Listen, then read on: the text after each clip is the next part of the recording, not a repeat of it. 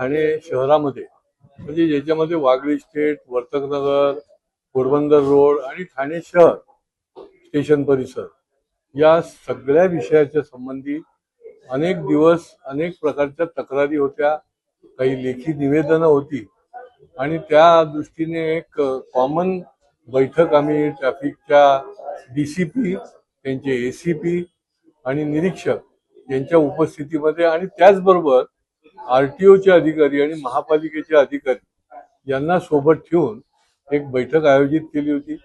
कारण की ठाणेकरांना भेडसावणारा प्रश्न म्हणजे हा वाहतूक कोंडीचा आहे, पार्किंगचा आहे.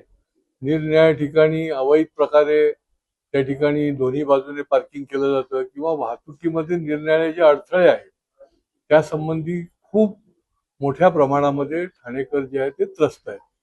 आणि त्या पार्श्वभूमीवर याच्यामध्ये सुधारणा करण्याच्या दृष्टीने ही बैठक आयोजित केली होती आणि त्याच्यामध्ये ठाणा स्टेशनच्या परिसरामध्ये योग्य पद्धतीने रिक्षाचं नियोजन कसं करता येईल, त्या ठिकाणी खाजगी वाहनं येतात त्याचं नियोजन काय करता येईल, तुमच्या शेअर रिक्षाच्या संबंधामधलं कसं नियोजन करता येईल, गोखले रोडचं असेल किंवा निरनिराळे जे चौक आहेत, स्टेशन रोड आहे, त्या ठिकाणी जे अडथळे निर्माण होतात, काही फेरीवाल्यांच्या संबंधामधले विषय जे आहेत ते महापालिकेला देखील आम्ही सांगितले आणि काही नोटिफिकेशन काढण्याचा आता निर्णय झालेले आहेत.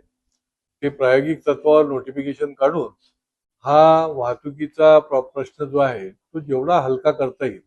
कारण की एकीकडे शहर वाढतंय, पॉप्युलेशन वाढतंय, वाहनाची संख्या देखील एवढी मोठ्या प्रमाणामध्ये आहे, रिक्षाची संख्या देखील मोठ्या प्रमाणामध्ये आहे, प्रायव्हेट बसेस देखील अवैधपणे या ठिकाणी धावत आहेत.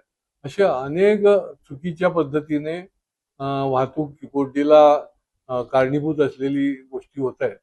तर त्याच्यावर ठोस अशा प्रकारची उपाययोजना केली जावी अशा संबंधितली आमचा हा निर्णय झालाय.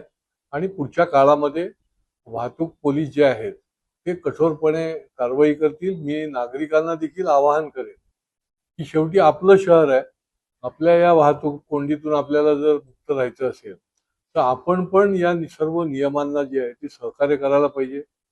सर्व व्यावसायिकांना देखील मी आवाहन करेन की शेवटी तुम्ही व्यवसाय करत आहात याचा अर्थ तुम्ही लाखो लोकांना वेठीच धरू शकणार नाही, तर तुम्ही देखील याच्यामध्ये महापालिकेला सहकार्य करायला पाहिजे.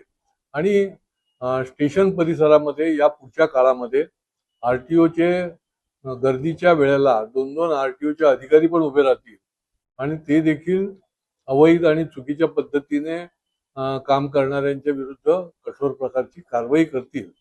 आता ही बैठकीच्या नंतर त्याच्या फॉलोअपची देखील बैठक काही 2 महिन्यानंतर आपण घेऊ की काय याच्यामध्ये फरक झालेला आहे आणि अजून देखील दुरुस्त करण्याचा प्रयत्न करू. शेवटी नागरिकांची जी निवेदनं येतात त्या निवेदनांना न्याय देण्याकरता अशा प्रकारची बैठक जी आहे ती आम्ही आयोजित केली आहे. आणि मला असं वाटतं की आपण सगळे मिळून याच्यामध्ये सहकार्य करायला पाहिजे.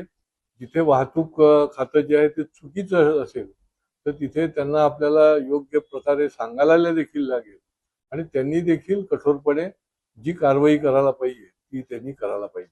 तर कुठेतरी वाहतूक पोलिसांची संख्याबळ कमी असल्यामुळे वाहतूक पोलिसांवर ताण होत आहे आणि नागरिकांनी देखील कुठेतरी शिस्तीत वागण्याची गरज आहे. नाही, हे दोन्ही गोष्टी खऱ्या आहेत. आता शासनाने ह्या टेक्नॉलॉजीचा देखील फार मोठा उपयोग सुरू केलेला आहे आणि त्याच्यामुळे जसं गुन्ह्यांचं त्या ठिकाणी सीसीटीव्ही कॅमेऱ्यामध्ये निरीक्षण होतं तसं वाहतुकीचं देखील होतंय. मला सांगायला आनंद वाटेल की आम्ही देखील पाठपुरावा केला होता की या शहर पूर्ण महानगरपालिका क्षेत्रात 2000 सीसी कॅमेरे बसवलेले आहेत आणि त्याचा देखील या टेक्नॉलॉजीचा उपयोग पुढच्या काळात होईल. तरी देखील वाढत्या शहराच्या कडे बघता आपल्याकडे ही संख्या कमी आहे. त्याच्यामुळे शासनाकडे देखील मी मागणी करणारे या अर्थसंकल्पीय अधिवेशनामध्ये की आवश्यक तेवढं या ठिकाणी पोलीस बळ आपल्याला दिलं गेलं पाहिजे आणि त्याचप्रमाणे नागरिकांच्या मध्ये देखील काही आपल्याला जागृत त्यांना काही माहिती देण्याकरता आणि जागृती निर्माण करण्याकरता आणि त्यांनी देखील याचं पालन करण्याकरता काही मोहीम करता येईल का त्याच्या संबंधात देखील विचार करणार.